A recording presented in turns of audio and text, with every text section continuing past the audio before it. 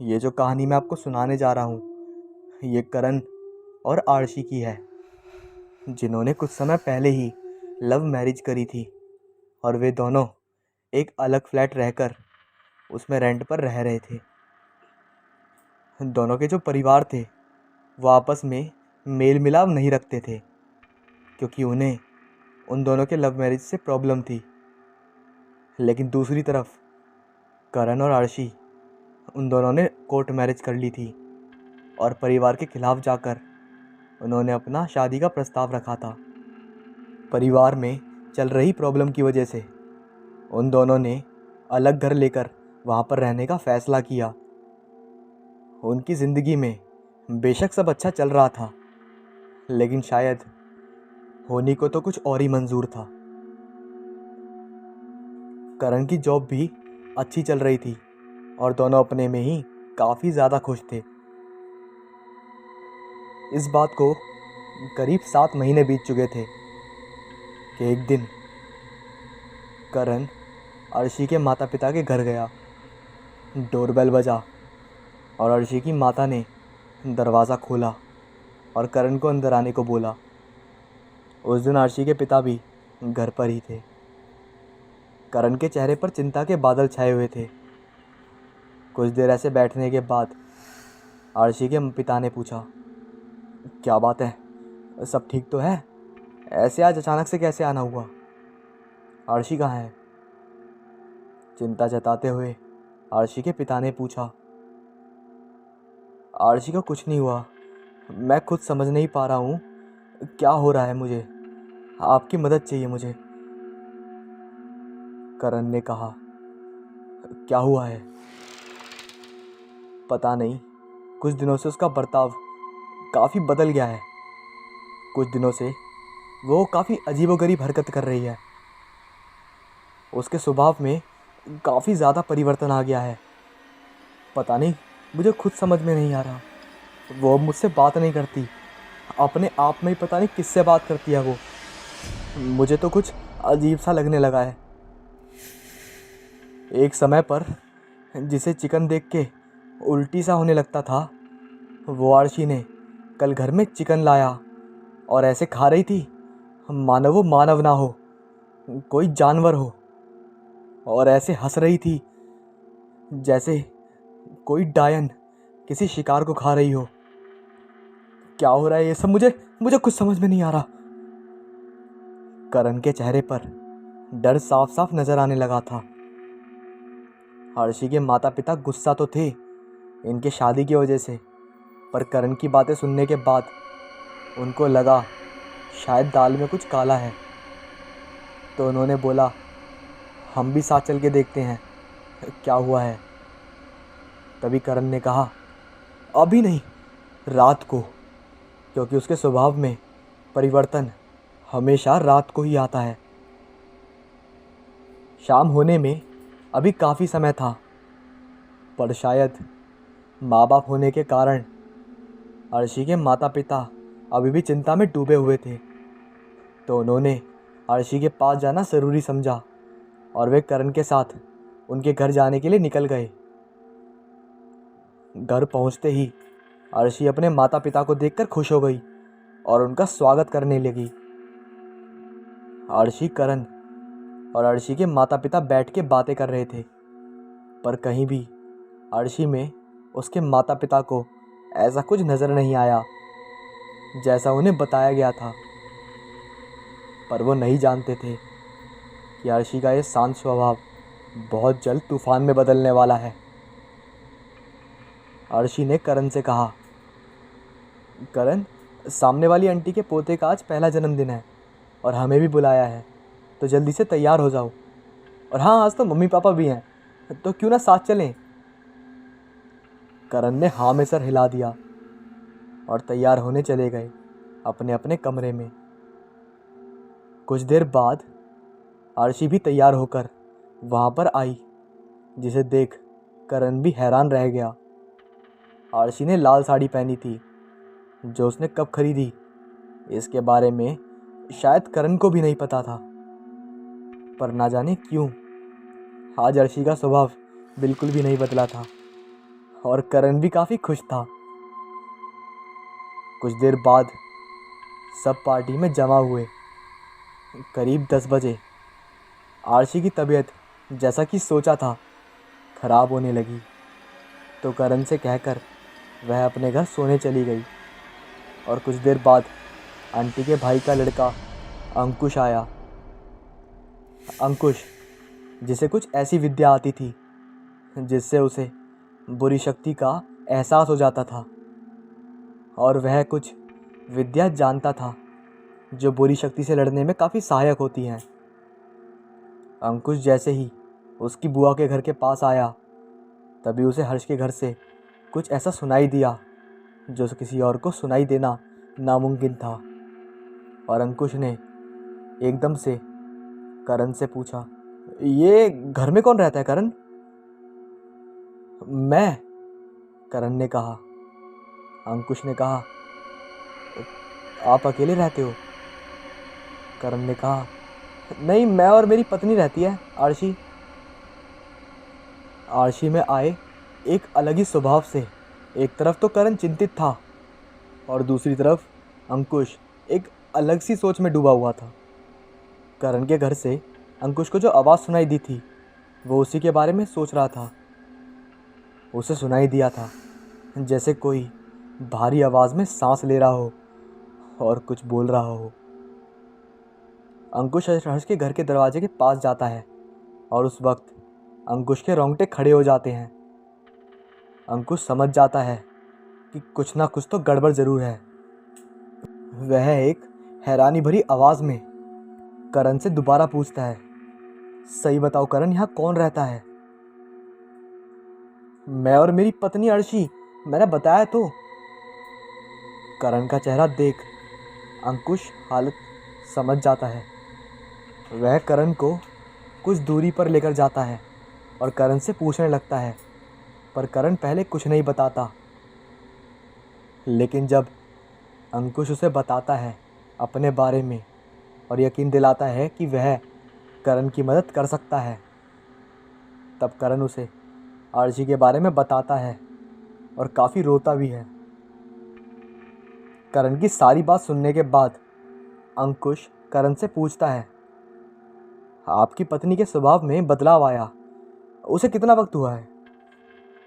यही करीब 1 हफ्ता, करण ने कहा। लेकिन करण, मुझे पहले पता करना है, ये जो कुछ हो रहा है वह कोई बुरी शक्ति है या नहीं? लेकिन कैसे? करण ने पूछा। अब जैसा मैं बताऊं बिल्कुल वैसा करना। और इतना कहकर अंकुश ने करण को कुछ चावल के दाने और एक नींबू दिया। करण ने अंकुश के कहे हुए मुताबिक काम करके वापस आया और फिर अंकुश ने उस मुट्ठी पर कुछ मंत्र बोलकर वहाँ पर फूंक मारी और करण को मुट्ठी खोलने को कहा। करण की मुट्ठी में रखे चावल के दाने और नींबू लाल हो गया था, जिसे देख अंकुश ने कहा, करण, आपकी पत्नी पर किसी बुरी आत्मा का साया है और जल्द कुछ नहीं किया गया तो हालत बिगड़ भी सकती है। तो हमें हमें क्या करना चाहिए? करण ने पूछा। हमें नहीं, आपको करना होगा।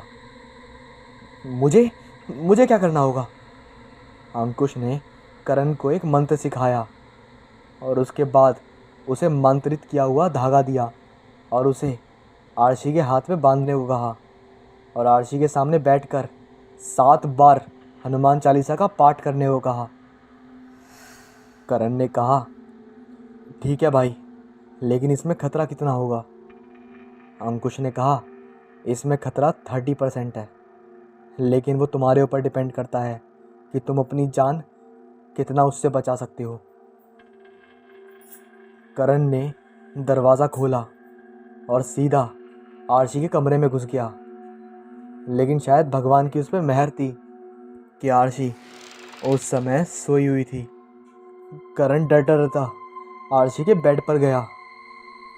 तभी आरशी एक पता नहीं कुछ बड़बड़ा रही थी और गहरी गहरी सांसें ले रही थी। ये सुनते ही करण के हक्के बक्के खुल गए और करण जैसे कि मानो 1000 चींटियों ने उसे घेर रखा हो और एक साथ काट रही हो। लेकिन करण ने अपने ईष्ट को याद करा और आरशी का हाथ पकड़ा। आरशी का हाथ जैसे ही करण ने पकड़ा, आरशी ने तुरंत उसके ऊपर मुंह करा और अपने दोनों घुटनों के बल पर बैठ गई और धीरे धीरे अपने अंगूठे के बल पे आने लगी। करण बहुत डर रहा था, लेकिन जैसे ही उसने आरशी की शक्ल देखी तो उसका डर मानो 100 गुना हो गया हो, क्योंकि आरशी की आंखें नहीं थीं और उसके पूरे मुंह पे नाखूनों के निशान थे और पूरा मुंह सफ़ेद था और खून साफ साफ दिख रहा था।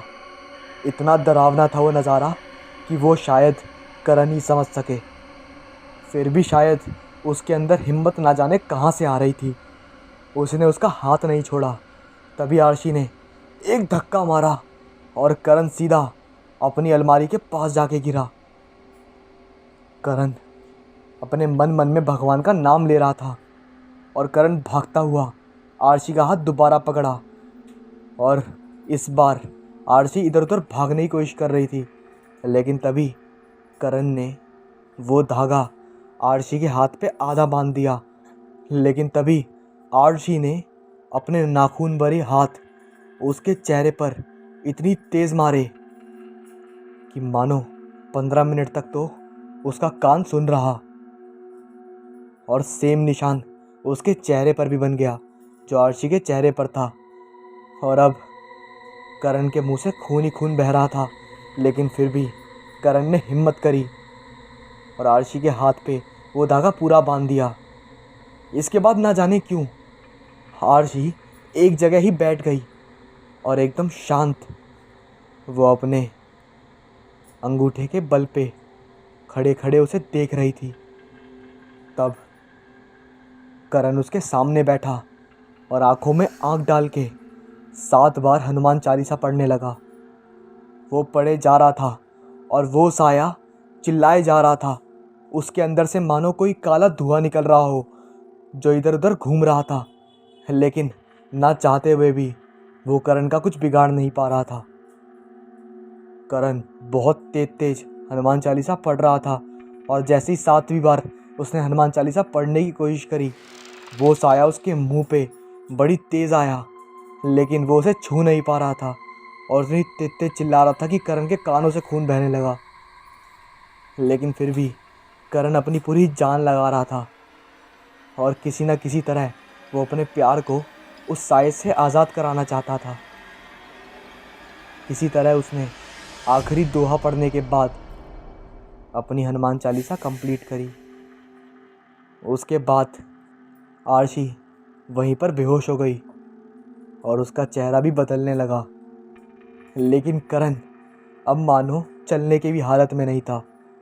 तभी आरशी के माँ बाप भागते हुए आए और उन दोनों को उठाकर अस्पताल ले गए। लगभग 1 महीने बाद करण को होश आया और जब डॉक्टर से उसने पूछा कि उसे हुआ क्या था, तब उन्होंने बताया कि उसकी बॉडी के अंदर एक जहर धीरे धीरे फैल रहा था जो आरशी में भी पाया गया है। लेकिन दोनों की सही वक्त पे इलाज होने के बाद और उसी वजह से उन दोनों की जान बच पाई और आरशी की जान एक चमत्कारी ढंग से बची है। ये मानो कि उसे भगवान ने बचाया हो। ये सुनते ही करण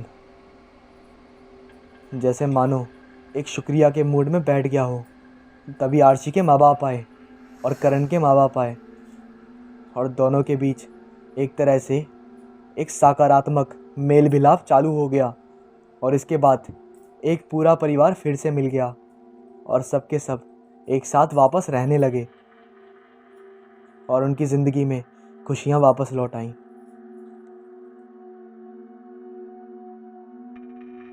छलावा, ये क्या होता है?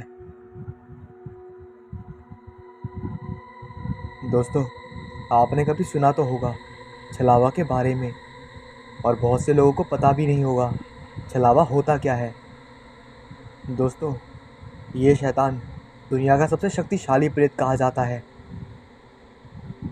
इसका कारण ये है कि ये यदि आपका पाला किसी भूत प्रेत से हो तो वह आपको परेशान कर सकता है, पर अगर आपका पाला किसी छलावे से हो गया तो मुमकिन है कि आपकी जान भी चले जाए। दोस्तों, छलावे को दुनिया का सबसे शक्तिशाली शैतान कहते हैं, क्योंकि वह किसी का भी रूप ले सकता है अपने शिकार के लिए।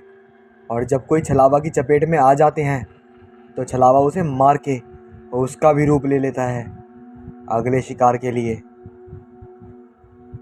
यकीन कहीं आता है और नहीं भी।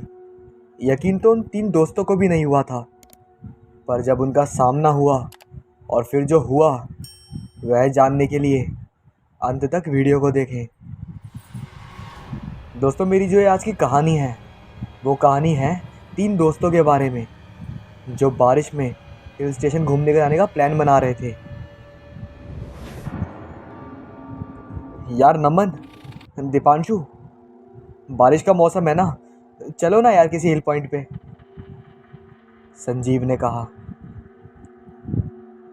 संजीव, दीपांशु और नमन, इन दोनों की दोस्ती बहुत साल पुरानी थी और दोस्ती भी इतनी गहरी थी कि तीनों कहीं भी जाते तो हमेशा साथ ही जाते। बारिश का मौसम तो था ही, तो तीनों ने हिल स्टेशन घूमने जाने का प्लान बना लिया। पर ये जो प्लान था ये इन्हें पता नहीं था कि शायद इसके बाद ये कोई और प्लान बनाने के लायक नहीं रहेंगे, क्योंकि ये जो प्लान था ये काफ़ी खौफनाक होने वाला था। तीनों दीपांशु की गाड़ी लेकर निकल गए एक एंजॉय वाले सफ़र करने। हिल स्टेशन पर सुबह का वक्त काफ़ी नज़ारा देखने लायक होता है, इसलिए वे तीनों देर रात करीब 12 बजे निकल गए। उनके घर से हिल स्टेशन पहुंचने का रास्ता करीब 5 घंटे का था। तीनों अपनी मस्ती में थे। इतने उनको एक शॉर्टकट रास्ता नज़र आया जो उनके सफ़र को कम कर सकता था, और वह उस रास्ते से जाने को सोच रहे थे कि तभी दीपांशु की नज़र रास्ते के किनारे पे लगे एक बोर्ड पर पड़ी जो एएसआई के द्वारा वहाँ लगाया गया था, जिस पर लिखा हुआ था ये रास्ता भूतिया है और शाम होने के बाद यहाँ आना वर्जित है, और यदि कोई व्यक्ति यहाँ आता है तो ये उसकी खुद की जिम्मेदारी होगी उसकी ज़िंदगी के लिए। जिसे पढ़कर दीपांशु, संजीव सीधा सीधा उस रास्ते से जाने पर मना कर देते हैं, लेकिन ना जाने क्यों नमन ने कहा, चलो ना यार चलते हैं, तुम दिनों की कितनी फट रही है, देखते तो सही कि भूत है या नहीं। ये कहते ही वो हंसने लगा, और उसकी बातें सुनकर दीपांशु ने भी कहा, सही है चलते हैं यार, हमें कौन सा गाड़ी रोक के जाना है, हम गाड़ी से दूसरी ओर हाईवे पर निकल जाएंगे। और तीनों उस रास्ते पर चलने के लिए मान गए। उस चेतावनी को नज़रअंदाज करके कुछ दूरी काटने पर बारिश शुरू हो गई, जिस वजह से वे गाड़ी को धीरे चलाने लगे। लगभग 6 किलोमीटर का रास्ता कट ही चुका था कि तभी अचानक उनकी गाड़ी में कुछ गड़बड़ी होने लगी और गाड़ी बंद हो गई। इससे वे तीनों में एक डर का माहौल बैठ गया। सुनसान रास्ता, ऊपर से बारिश, और ऐसे में गाड़ी के बंद होने से तीनों एक दूसरे पर गुस्सा होने लगे थे, और ये डर तीनों में बढ़ने लगा था। तीनों को रास्ते में शुरुआती में लगा हुआ चेतावनी वाला बोर्ड याद आने लगा। अब तीनों में से किसी में हिम्मत नहीं हो रही थी गाड़ी से उतरकर देखने की कि गाड़ी को हुआ क्या है। कुछ देर बाद रोहित ने हिम्मत करी और वह गाड़ी का बोनट खोल के देख रहा था, और कुछ समझ ना आने पर वह वापस गाड़ी में बैठ के सेल मारने लगा कि तभी गाड़ी स्टार्ट हो गई। तीनों फिर निकल पड़े। कुछ देर बाद दीपांशु ने हिम्मत की और वह गाड़ी का बोनट खोल के वहाँ पर गाड़ी को देख रहा था, और उसमें प्रॉब्लम देखने के बाद लेकिन उसे कुछ समझ ना आने पर वह वापस गाड़ी में बैठ के सेल मारने लगा कि तभी गाड़ी मानो स्टार्ट हो गई। ये एक चमत्कार था। या यूँ कह लो भगवान की कृपा, या यूँ कह लो उस शैतान की अनुपस्थिति। तीनों फिर निकल पड़े। कुछ देर बाद संजीव ने पीछे बैठे नमन को आवाज़ लगाई, पर नमन ने कुछ जवाब नहीं दिया। दीपांशु ने शीशे में देखा तो नमन उसे नज़र नहीं आया। दीपांशु ने तुरंत गाड़ी रोक दी और दीपांशु और संजीव ने नमन को गाड़ी में ढूंढा, पर नमन के ना मिलने पर दोनों डर गए। कहीं नमन वही तो नहीं फंस गया, कहीं उसे कुछ हो तो नहीं गया। संजीव ने दीपांशु से पूछा। हाँ यार, मुझे भी ऐसे ही लग रहा है, दीपांशु ने कहा और गाड़ी वापस घुमाई और नमन को लेने पहुँचे। पर जहाँ गाड़ी खराब हुई थी वहाँ पहुँचने पर उनको नमन के ना मिलने पर वे दोनों ज़्यादा डर गए और नमन को खोजना शुरू किया। बहुत खोजने पर उनको एक ढाबा नज़र आया और दोनों ने वहाँ जाकर पूछने की कोशिश करी, पर उनको ढाबे पर कोई भी कुछ जवाब दे नहीं रहा था और ना ही नमन को फ़ोन लग रहा था। कुछ देर बाद संजीव को वह चेतावनी वाला बोर्ड याद आया और वह समझ गया ये सब छलावा है। उसने दीपांशु को बोला वहाँ से निकलने और वे दोनों गाड़ी के पास आए। तभी वहाँ उनको एक आदमी मिला जिसने उनको बताया यहाँ रात को छलावा होता है, वे दोनों यहाँ क्या कर रहे हैं। उस आदमी की बात सुनकर संजीव ने उसको बताया तो वे दोनों नमन नाम के उनके दोस्त को खोज रहे हैं। जब उस अनजान आदमी ने संजीव और दीपांशु को अपने साथ आने और छलावे से अपनी जान बचाने को कहा, तब दीपांशु को कुछ गड़बड़ लगी और दीपांशु ने उसके साथ जाने से मना कर दिया। वह अनजान आदमी वहाँ से चला तो गया, लेकिन दीपांशु के मन में अभी कुछ विचार चल रहे थे। तब दीपांशु ने संजीव से कहा, संजीव कुछ अजीब नहीं लगा तेरे को? संजीव ने कहा, क्या? संजीव इतनी रात को ये आदमी यहाँ क्या कर रहा है? और एक बात बता, अगर इसे पता है कि रात को यहाँ छलावा घूमता है तो ये यहाँ क्या कर रहा है? इसे खुद को छलावे से नहीं बचाना?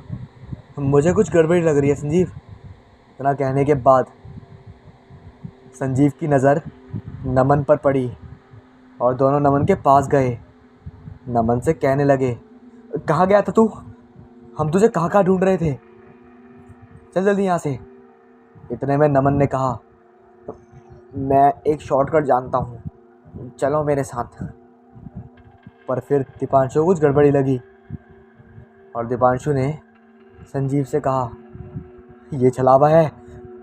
संजीव संजीव संजीव संजीव भाग यहाँ से, ये छलावा है।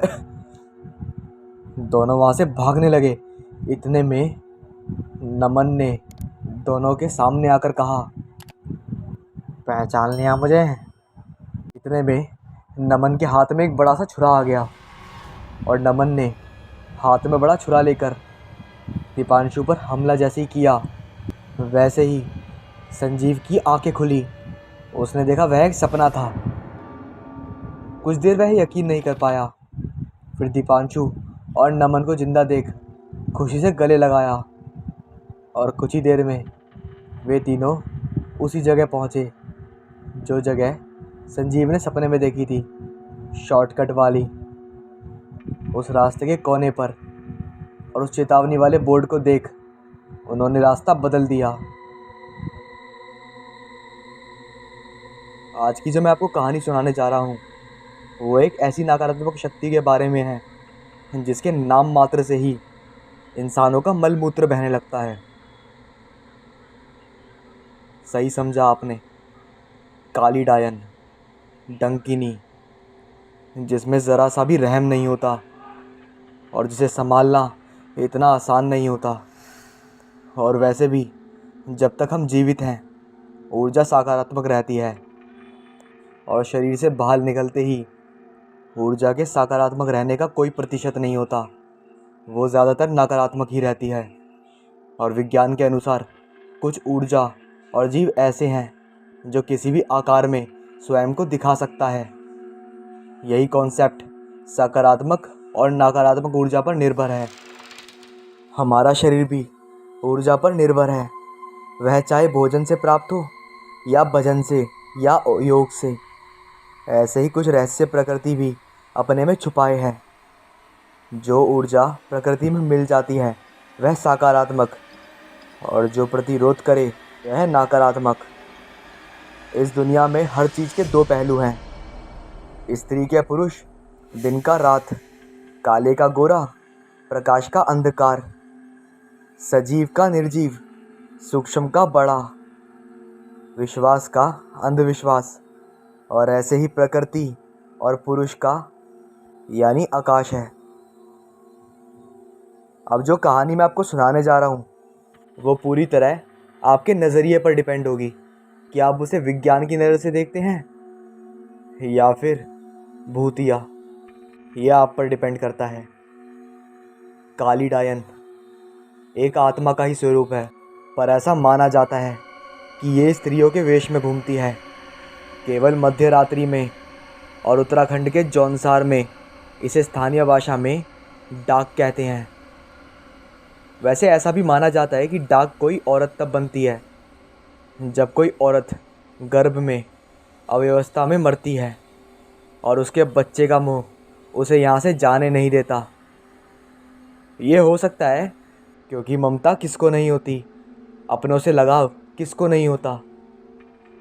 कुल मिलाकर ये एक मोह में बांध जाती है और मरने के बाद वह विकराल हो जाती है और वह अपने बच्चे या पति को किसी भी तरह से अपने साथ लेकर जाना चाहती है। अपने लोक में ले जाने की चेष्टा करती है वो, और कई बार विफल प्रयास से वह अन्य का भी अनिष्ट कर देती है। मैं इस कहानी के बारे में आपको हर बात पॉइंट टू पॉइंट बताऊंगा, पर मैं प्रयास करूंगा कि इसको मैं साइंस के तर्कों पर भी सत्य कर सकूं।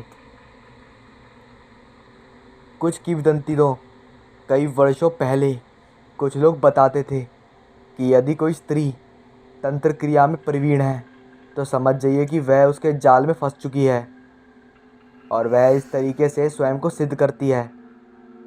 काली डायन ही कई अन्य जीवित नकारात्मक शक्तियों को जन्म देती है। अगर कोई महिला पिशाचिनी बनना चाहती थी तो उसे एक चूल्हे के अंदर से 7 बार प्रवेश करना पड़ता था और उसके बाद एक पतले धागे पर चलकर दिखाना होता था। और ये बात एक गुप्त विषय है कि ये कैसे होता था। शायद वह पहले डाकिनी की मदद लेकर कुछ सिद्धियां हासिल करती है और तब ये काम और इसे करते हैं कि वह शक्ति संपन्न हो जाती थी। ये था आपको कहानी के बारे में थोड़ी सी जानकारी देना। अब आते हैं कहानी पर। एक गांव है देहातपुर। ये एक देहाती गांव है। गांव में शिक्षा के लिए केवल 7वीं तक का ही विद्यालय है। वहाँ केवल कुछ परिवार ही आर्थिक रूप से थोड़ा सही हैं और बाकी सब खेती करके अपना जीवन गुजारते हैं।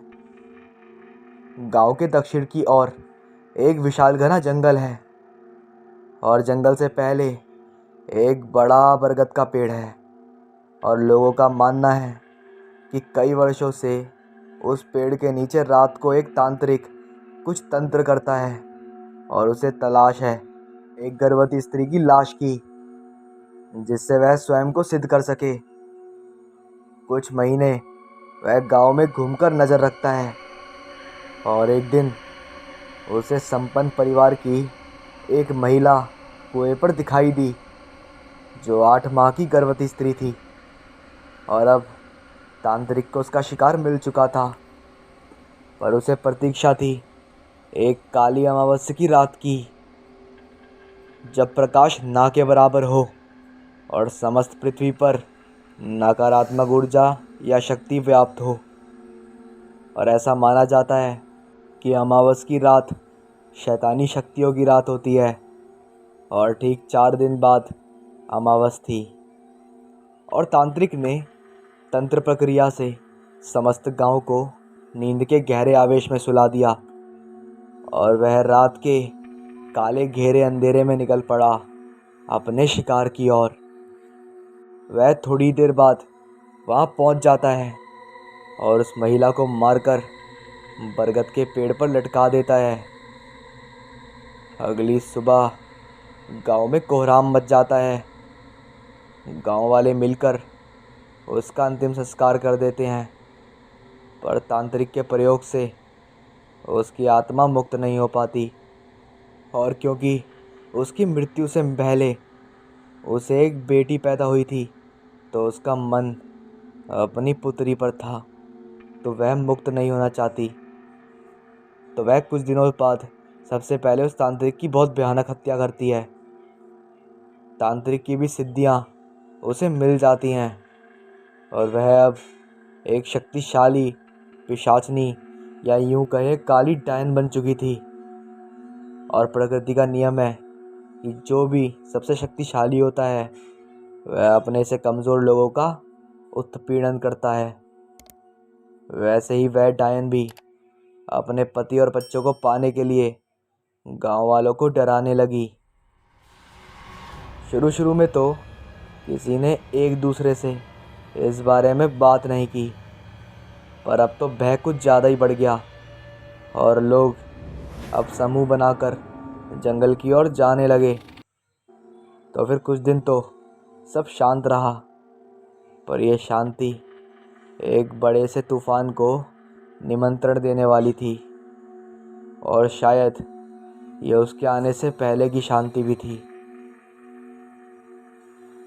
अब गांव वाले फिर सामान्य होने लगे और फिर अचानक एक दिन हरिया, जो गांव में एक लड़का लकड़हारे का काम करता था, वह लकड़ी तोड़ने के लिए जंगल गया था और वहीं किसी ने उसकी पिटाई करके बेहोशी की हालत में बरगद के पेड़ पर लटका दिया। और उसने कोशिश की थी कि उसको कौन मार रहा है, पर कोई उसे दिखाई नहीं दिया। तब दोपहर में जब वह घर नहीं आया तो गांव वाले उसे ढूंढने के लिए जंगल की तरफ गए और उसे गांव के वैद्य ने होश में लाया तो वह भूत भूत चिल्ला रहा था। अब एक बड़ी विपदा गांव पर आई। रात को कुछ अजीब अजीब सी आवाज़ें आनी शुरू हो गईं। ये तो महाप्रलय की शुरुआत थी और धीरे धीरे अब डायन के प्रकोप से गांव के तालाब के पानी में धीरे धीरे चेंज आने लगा और गांव वाले अभी इस बात से अनजान थे। एक दिन एक लकड़हारा फिर पैसों के लोभ में जंगल से लकड़ी की तस्करी के लिए अपने दो साथियों के साथ गया और जंगल में लकड़ी काटने लगे और उन्होंने पैसों के लालच में देर रात तक यही काम किया। दिन में तो सब सही था, पर रात को जैसे ही वह घर आ रहे थे तो रास्ते में उन्हें वही बरगद का पेड़ मिला और उसके नीचे बैठ गए। थोड़ी देर बाद ऊपर से कुछ बूंदें गिरी, टप टप। उन्होंने आवाज़ सुनी तो देखा कि वह लाल गाढ़ खून था, एकदम गाढ़ा। अब तो वे डर गए और जैसे ही उन्होंने ऊपर देखा, एक काली सी आकृति पेड़ के ऊपर से उन्हें देख रही थी और उन्होंने भागना शुरू किया तो वो परछाई भी मानव रूप में परिवर्तित होकर उनके पीछे भागने लगी। पहले एक को गिराया, फिर दूसरे को, और तब तक तीसरा गांव में पहुंच चुका था। उस डायन ने उन दोनों का खून चूसकर पेड़ पर लटका दिया और अब तीसरा भय के कारण तुरंत गांव वालों को कुछ नहीं बता पाया और कुछ दिन के लिए घर में ही छुपा रहा। अब तो गांव वाले भय से थरथर कांपने लगे और दूसरी तरफ उस डायन ने उनके रक्त से गांव की ही एक जीवित स्त्री को अपने वश में करके एक रक्त पिशाचनी बना दिया। वह दिखने में तो एकदम सामान्य लोगों की तरह थी। दिन में वह सामान्य जीवन बिताती थी और रात को गांव के लोगों को डराना और मारना ये उसका काम था। और धीरे धीरे शुरू में लोगों के गाय भैंस मारे जाने लगे। अब वह डायन और ख़तरनाक बन गई थी। और जब वह थी एक काली डायन, उसकी शक्तियों में वह बहुत ताकतवर हो गई थी। एक दिन रक्त पिशाचिनी उस डायन की बच्ची को उठाकर लेकर आई। अपनी काली शक्तियों के आवेश में उसने अपनी उसी बच्चे को मारने की कोशिश करी, पर पहली बार में वह विफल रही। पर पता नहीं कैसे माँ की ममता तो अब मर चुकी थी, पर ईश्वरीय कृपा से वह बच गई। अब तो उस डायन का आतंक उस गांव में दूसरे गांव में भी फैलने लगा। आसपास के गांव वाले भी भय में जीवन व्यतीत करने लगे। एक दिन की बात है, एक साधु उस गांव की ओर जाता है। शायद उसे ईश्वरीय शक्ति ने नकारात्मक शक्ति को नष्ट करने के लिए भेजा होगा। जैसे ही उस साधु ने गांव की सीमा में प्रवेश किया तो ज़ोर ज़ोर से हवाएं चलने लगी। गांव वाले मिलकर बाबा के चरणों में गिर पड़े और उन्हें डायन के बारे में बताया। और गांव वाले उनसे डायन और रक्त पिशाचिनी से बचने का उपाय पूछने लगे। तो उन्होंने आंखें बंद की और सब कुछ देख लिया।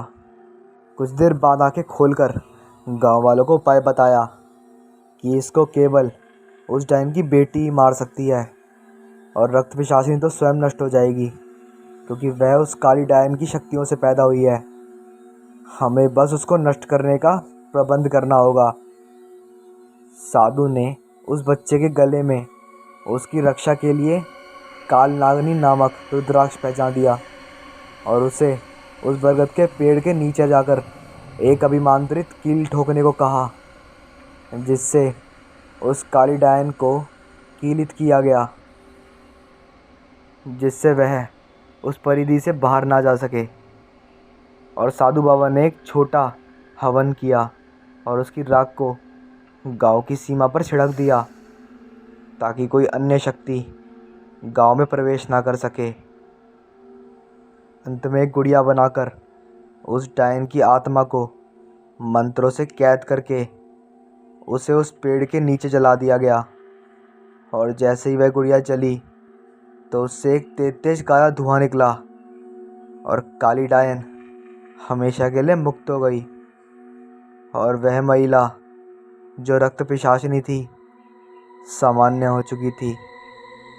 अब गांव वाले खुशी से रहने लगे और साधु ने भी दूसरे गांव की तरफ प्रस्थान किया, दूसरों की मदद के उद्देश्य के लिए। राजू एक जगह कॉल सेंटर में काम करा करता था। लगभग रात में 10 से 11 बजे के बीच में उसका काम ख़त्म हो जाया करता था। उसके बाद वो नियम अनुसार अपने घर आ जाता था। लेकिन आज राजू की कॉल सेंटर से छुट्टी थोड़ी सी लेट हुई थी। दरअसल हुआ ऐसा था कि बॉस ने राजू को टारगेट पे रख रखा था, लेकिन आज टारगेट उसका पूरा नहीं हुआ था, जिसके कारण उसे एक्स्ट्रा शिफ्ट करनी पड़ी थी, जिसकी वजह से आज वो कॉल सेंटर से देर से छुट्टी में आ पाया था। रात के लगभग 12 से 12:30 बज रहे थे। अपना काम ख़त्म करने के बाद वो सीधा अपनी बाइक के पास जाता है, जो ऑफिस के बाहर ही नीचे चौराहे पर खड़ी हुई थी।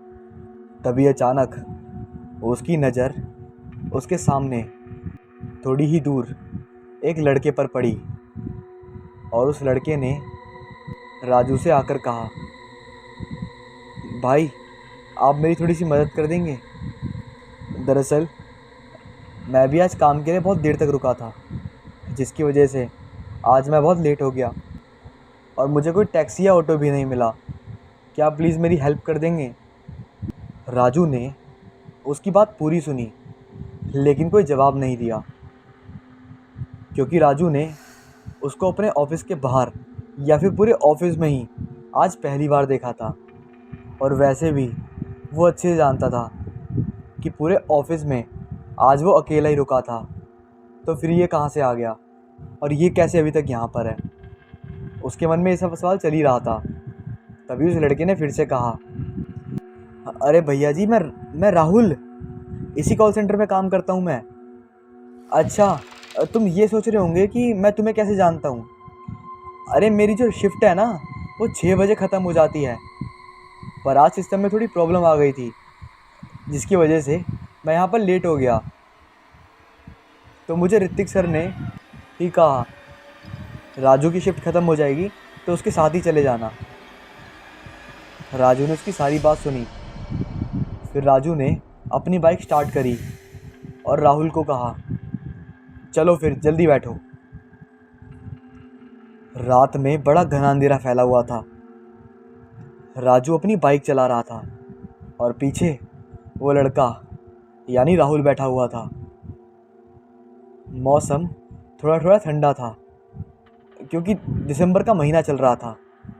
चलते चलते दोनों काफ़ी बातें कर रहे थे और राजू ने बातों ही बातों में पूछा, यार सच बताऊं तो मैंने तुम्हें कभी देखा नहीं इस कॉल सेंटर में।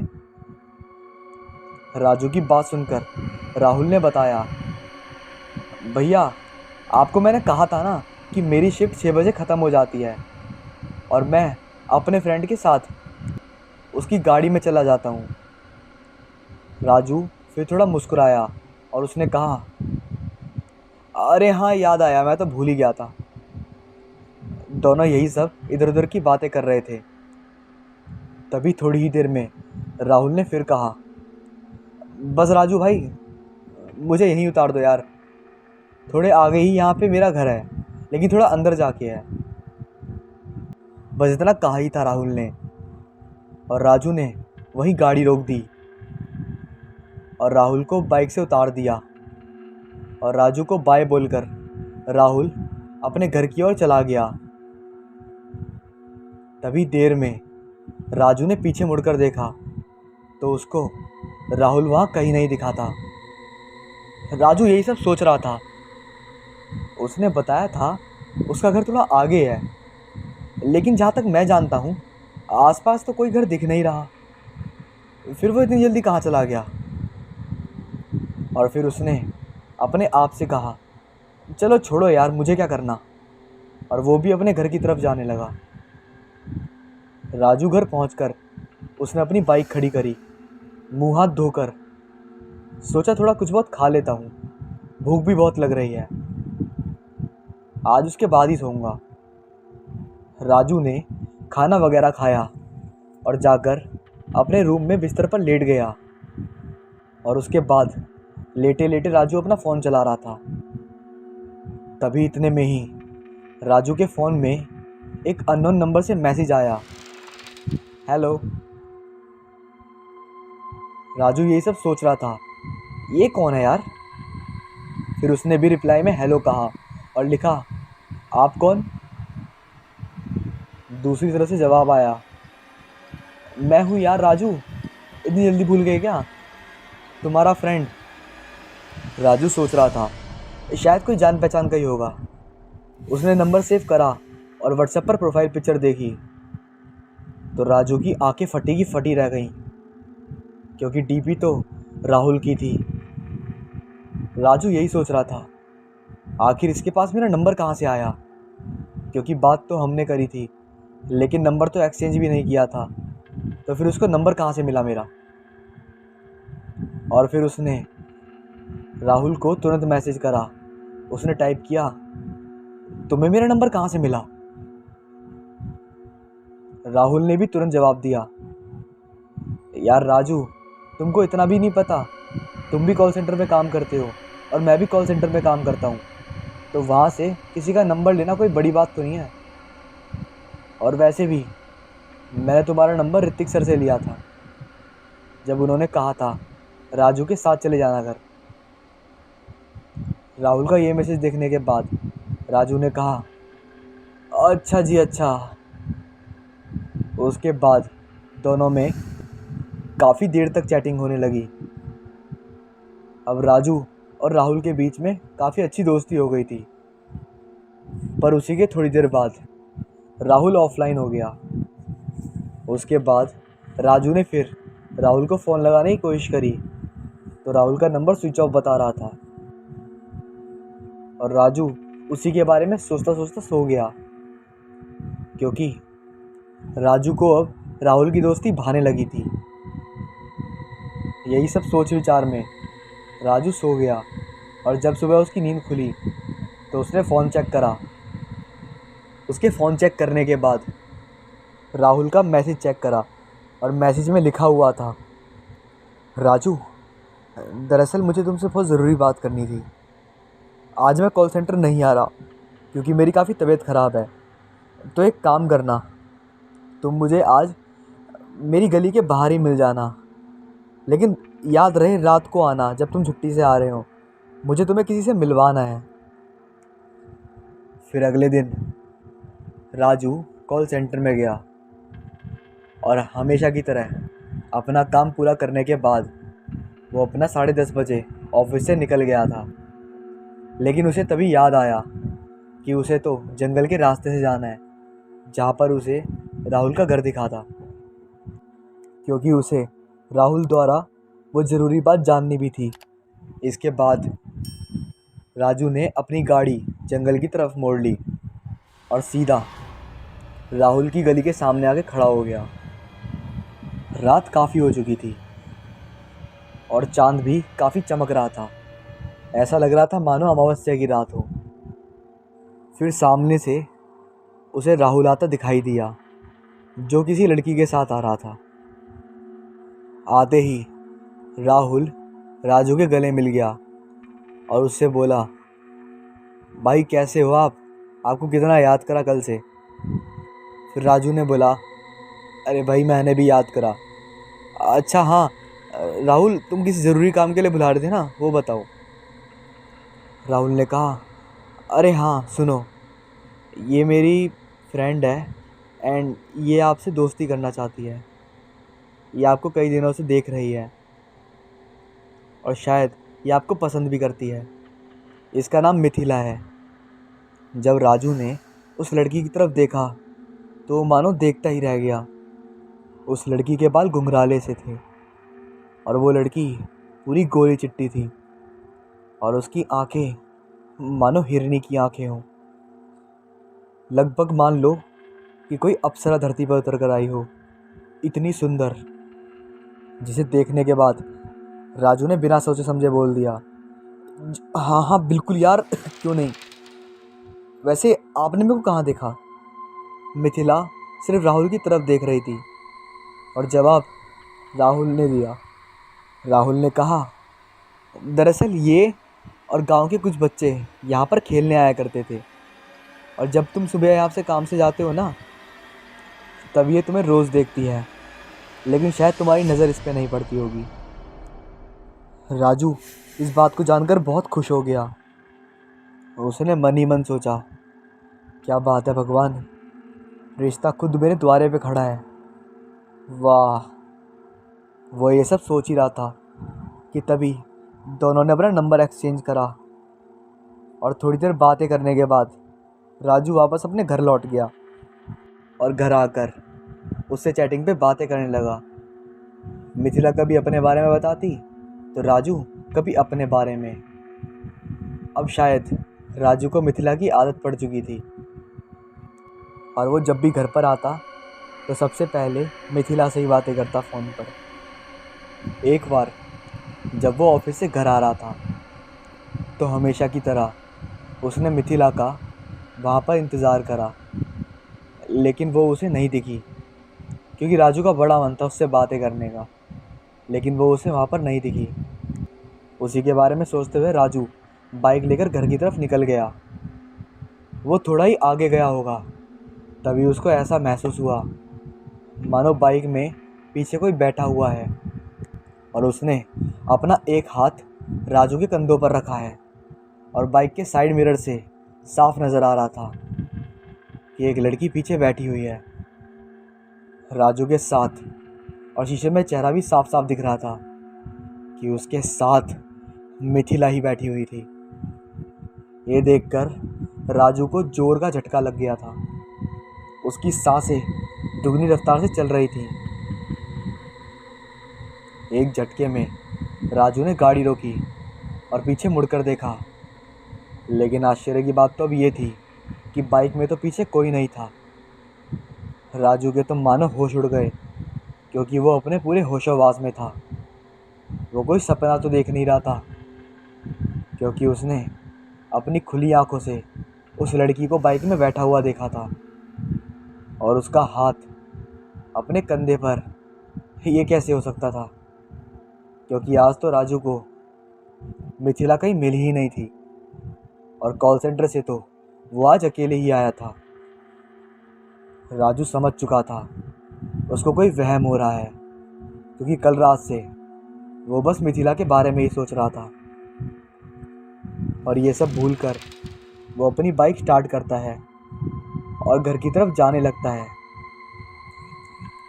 और थोड़ी देर में राजू अपने घर पहुंच जाता है, और जब हमेशा की तरह राजू मुंह हाथ धोकर अपने रूम पर बिस्तर पर लेटने को गया, तो उसने सबसे पहले अपना फ़ोन देखा, जिसमें मिथिला के एक के बाद एक लगातार कई मैसेज आ रखे थे।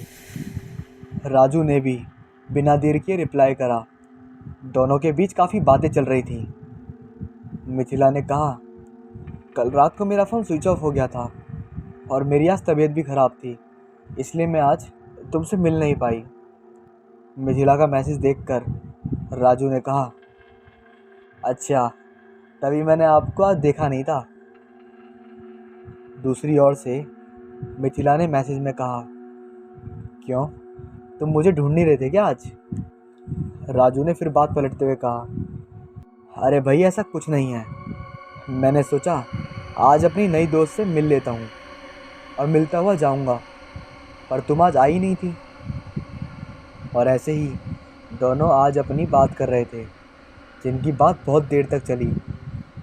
अब दोनों की दोस्ती मानो प्यार का रूप ले चुकी थी। व्हाट्सएप पर दोनों की बातें चल रही थी कि अचानक मिथिला फिर आज अचानक ऑफलाइन हो गई। राजू यही सोच रहा था कि बातें करते करते अचानक मिथिला ऑफलाइन कैसे हो जाती है। राजू ने मिथिला को फ़ोन लगाने की कोशिश करी, लेकिन मिथिला का नंबर स्विच ऑफ आ रहा था। राजू ने कई बार कॉल करने की कोशिश करी, लेकिन नंबर स्विच ऑफ आ रहा था। सोचने वाली बात यह थी कि कल भी इसी टाइम 2:30 से 3:30 बजे के बीच अचानक मिथिला का फ़ोन ऑफलाइन हो गया था, और उसका फ़ोन स्विच ऑफ ही बता रहा था। और ये मिथिला की हर दिन की कहानी थी। न जाने क्यों 4 बजे से पहले पहले उसका फ़ोन हमेशा स्विच ऑफ हो जाया करता था। राजू की तो मानो अब नींद ही उड़ गई थी, क्योंकि कम से कम 20 से 25 बार राजू ने मिथिला को फ़ोन लगाने की काफ़ी कोशिश करी, पर मिथिला का फ़ोन नहीं लगा। पता नहीं कैसा आकर्षण था मिथिला में, जो राजू को अब मिथिला को देखने या उससे बात करने का ही मन करता था। उसे मिथिला एक दिन नहीं दिखी, तो वो अब उसे हर जगह ढूंढता था। और अभी बस वो बिस्तर पर पड़े पड़े मिथिला के बारे में ही सोच रहा था। ये सब सोचते हुए उसकी थोड़ी देर में आँख लग गई, और जब वो सुबह 11:30 बजे के करीबन उठा। राजू रात को कॉल सेंटर से आने के बाद 4 बजे ही सोया करता था। इस वजह से वो दोपहर में 11:30 से लेकर 1 बजे के बीच में उठता था। और आज भी उठते ही राजू ने सबसे पहले अपना फ़ोन चेक करा, लेकिन मिथिला का कोई मैसेज या फ़ोन नहीं आया था। अब राजू ने मानो मिथिला के बिना एक पल भी नहीं रहा जा रहा था, तो वो बार बार मिथिला को फ़ोन लगाने की कोशिश कर रहा था, लेकिन फ़ोन के दूसरी तरफ से बस एक ही आवाज़ आ रही थी, आप जिस नंबर पर संपर्क कर रहे हैं वह अभी स्विच ऑफ है। राजू को पता था कॉल सेंटर में ड्यूटी 8 घंटे से कम की होती नहीं। इस हिसाब से उसने सोचा क्यों ना आज राहुल से मिला जाए। इसलिए राजू उठते ही फ्रेश हुआ और नहा धोकर खाना वगैरह खाकर बाइक लेकर तुरंत कॉल सेंटर की तरफ निकल गया। और थोड़ी देर में राजू कॉल सेंटर में पहुंच जाता है। राजू ने कॉल सेंटर में पहुंचते ही हर जगह राहुल को ढूंढने की कोशिश करी, लेकिन उसको राहुल कहीं पर भी नज़र नहीं आ रहा था। आज दिन में राजू इसलिए आया था ताकि वो राहुल से मिल सके और थोड़ा सा मिथिला के बारे में भी उसे जानना था। राहुल ने उसे जिस बैच में बताया था राजू ने वहाँ ढूंढा। उसके बाद उसने सीनियर ऋतिक सर से राहुल के बारे में पता लगाने की कोशिश करी, पर ऋतिक सर ने कहा, राजू तुम किस राहुल की बात कर रहे हो भाई? यहाँ तो कोई राहुल नहीं रहता और ना ही राहुल नाम का लड़का यहाँ पर जॉब करता है।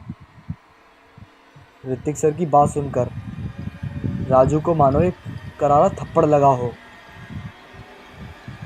राजू ने फिर ऋतिक सर से कहा, अरे सर, वही लड़का जो परसों रात को रुका था सिस्टम में प्रॉब्लम की वजह से, और आपने उससे कहा था राजू के साथ घर चले जाना।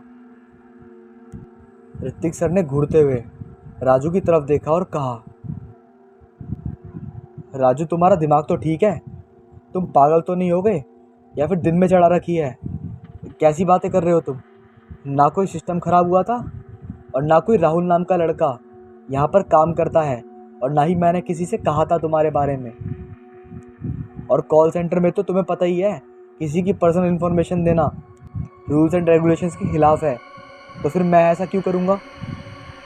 ऋतिक सर ने इतना ही कहा था कि राजू के चेहरे पे मानो हवाइयाँ उड़ गई हों, और राजू वहाँ से तुरंत ऑफिस में गया और वहाँ उसने कमल सर से कहकर सभी लोगों के नाम और फ़ोटो देखे जो कॉल सेंटर में जॉब करते थे। दरअसल कमल सर से उसकी बनती थी, तो कमल सर ने उसकी हालत देखकर उसे इन्फॉर्मेशन दे दी। लेकिन जब उसने चेक करा तो वहाँ कहीं भी राहुल का नाम था ही नहीं। राजू को तो मानो 11,000 वोल्ट की बिजली का झटका लगा हो। उसके बाद राजू ने वहाँ सभी लोगों को फ़ोटो दिखाया जो राहुल की व्हाट्सएप डीपी में था। लेकिन कॉल सेंटर में जॉब करने वाले कोई भी कर्मचारी उस लड़के को नहीं जानते थे। राजू कॉल सेंटर पर ही था, लेकिन बार बार राहुल को फ़ोन लगाने की कोशिश कर रहा था। फ़ोन से बस एक ही आवाज़ आ रही थी, आप जिस नंबर पर संपर्क कर रहे हैं वो भी स्विच ऑफ है। राजू ने सोचा, क्यों ना इस नंबर को चेक कर लिया जाए कि किसके नाम है और कब से बंद है। राजू ने ऑफिस में ही नंबर को सिस्टम में डालकर सर्च करने की कोशिश करी, तो मानो राजू के तो होश ही उड़ गए, और कंप्यूटर की स्क्रीन देखकर मानो राजू की आंखें फटी की फटी रह गईं, क्योंकि उसने देखा ये नंबर तो किसी मिथिला कौर के नाम से रजिस्टर है, लेकिन ये नंबर लगभग 3 साल से बंद है। राजू को कुछ समझ नहीं आ रहा था, क्योंकि 3 दिन से ही वो रोज़ रात में इसी नंबर पर चैटिंग कर रहा था और कॉल पर बात भी कर रहा था। लेकिन रात को 4 बजे के बाद अचानक फ़ोन अपने आप डिस्कनेक्ट हो जाता था और दूसरी तरफ से वो नंबर ऑफलाइन दिखने लगता था।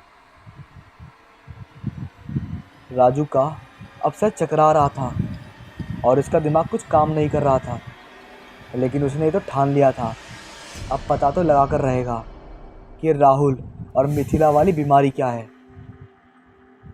इसलिए तुरंत वो कॉल सेंटर से निकला और अपनी बाइक लेकर उसी जगह पर पहुंचकर उसने वहाँ पर गाड़ी रोकी जहाँ उस दिन राहुल को उतारा था।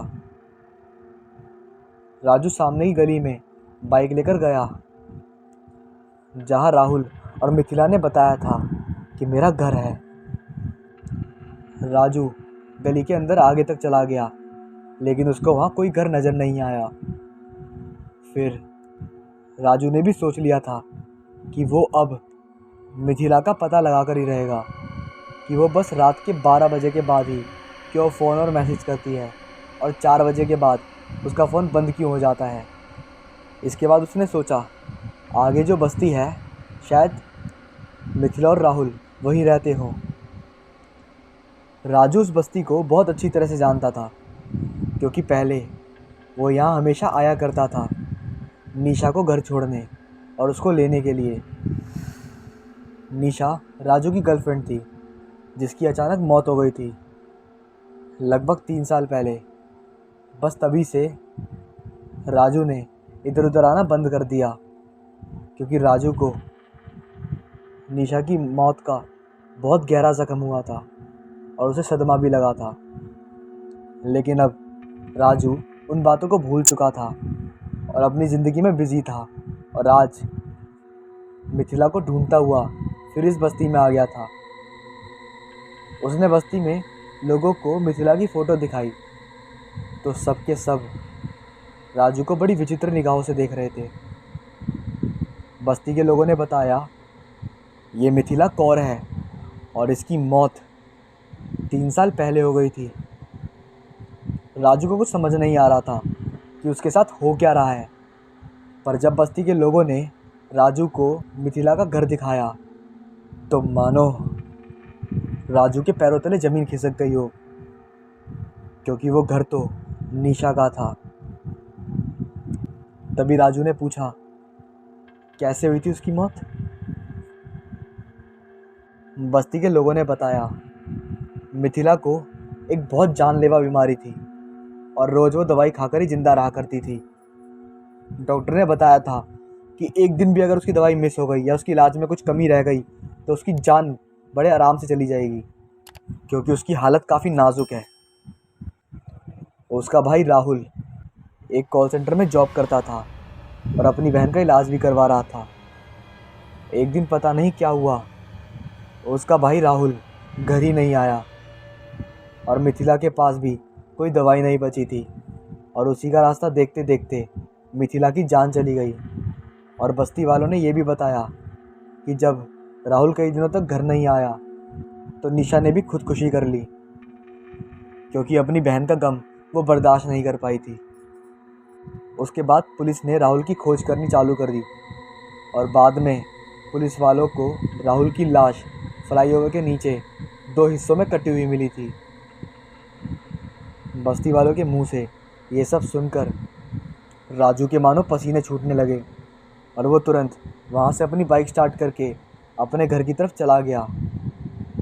घर जाते ही उसने अपनी बाइक खड़ी करी और चाबी और हेलमेट साइड में फेंक कर सीधा अपने रूम में बेड पर लेट गया। राजू मानो समझ चुका था कि उसके साथ 2-3 दिन से क्या हो रहा है और शायद क्यों हो रहा है। अब राजू को एक अजीब सा डर लग रहा था, इसलिए उसने सोचा कि आज के बाद वो यहाँ से कहीं नहीं जाएगा, बस घर पे लेटा ही रहेगा। उसने कॉल सेंटर में ऋतिक सर को बता दिया, सर आज मैं ड्यूटी पर नहीं आऊँगा। ऋतिक सर ने कारण पूछा तो राजू ने कहा, सर आज मेरी तबीयत थोड़ी ठीक नहीं है। राजू की बात का जवाब देते हुए ऋतिक सर ने कहा, चलो ठीक है भाई, तुम आराम करो, वैसे भी तुम्हें आराम की काफ़ी ज़रूरत है, आज किसी और को देख लूँगा। इतना कहकर ऋतिक सर ने फ़ोन डिस्कनेक्ट कर दिया और राजू ने सोच लिया था, आज कंबल ओढ़कर घर पर सो जाऊँगा बस। उसके बाद राजू सो गया और जब राजू की आँख खुली तो रात के लगभग 8 बज रहे थे। राजू बिस्तर से उठा और सोचा बाहर जाकर आता हूँ और कुछ खा के आता हूँ, क्योंकि भूख भी लग रही थी। उसने कमरे का दरवाज़ा खोला, बाहर अंधेरा हो चुका था। राजू थोड़ा बाहर की तरफ गया। उसको पता नहीं क्या हुआ कि वो फिर से वापस अपने रूम में आ गया। राजू को अब शायद बाहर जाने से भी डर लग रहा था। आज जब से राजू उस बस्ती से लौटा था तब से राजू को एक अजीब सा डर लग रहा था। राजू ने सोच लिया था अब ऑनलाइन ही खाना मंगवाएगा। उसके बाद राजू ने ऑनलाइन खाना ऑर्डर करा और खाकर फिर से जाकर कंबल ओढ़कर सो गया। लेकिन आधी रात में राजू की आंख फ़ोन की घंटी बजने से फिर खुली। राजू ने अपना सर कंबल से बाहर निकाला। सामने लगी घड़ी पर नज़र पड़ी तो रात के ठीक 12 बज रहे थे। राजू ने टेबल पर रखा हुआ फ़ोन उठाया तो उसकी धड़कनें मानो रुक गई थी और उसे लगा उसके बदन पर हज़ारों चींटियाँ एक साथ काट रही हो, क्योंकि फ़ोन की स्क्रीन पर साफ साफ लिखा आ रहा था, मिथिला कौर।